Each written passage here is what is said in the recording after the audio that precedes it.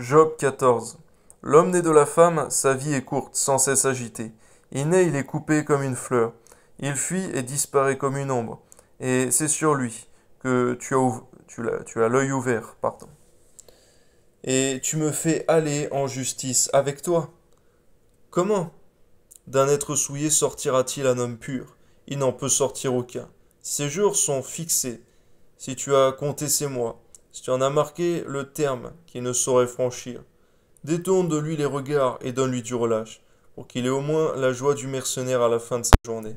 Un arbre a de l'espérance. Quand on le coupe, il repousse. Il produit encore des rejetons. Quand sa racine a vieilli, dans la terre.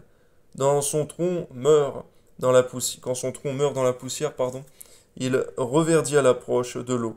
Il pousse des branches comme une jeune plante. Mais l'homme meurt, il perd sa force. L'homme expire, et où va-t-il? Les eaux des lacs s'évanouissent. Les fleuves tarissent et se dessèchent. Ainsi l'homme se couche et ne se relèvera plus. Il ne se réveillera pas tant que les cieux subsisteront. Il ne sortira pas de son sommeil. Oh, si tu voulais me cacher dans le séjour des morts, m'y tenir à couvert jusqu'à ce que ta colère fût passée, et me fixer un terme auquel tu te souviendrais de moi. Si l'homme, une fois mort, pouvait revivre, j'aurais de l'espoir tout le temps de mes souffrances, jusqu'à ce que mon état vînt à changer. Tu appellerais alors et je te répondrai. Tu languirais après l'ouvrage de tes mains. Mais aujourd'hui tu comptes mes pas, tu as l'œil sur mes péchés. Mes transgressions sont scellées en un faisceau. Tu imagines des iniquités à ma charge. La montagne s'écroule et périt. Le rocher disparaît de sa place.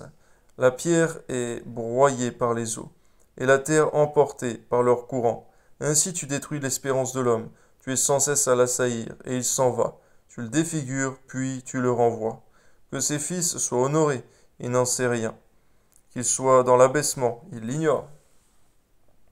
C'est pour lui seul qu'il éprouve de la douleur en son corps. C'est pour lui seul qu'il ressent de la tristesse en son âme.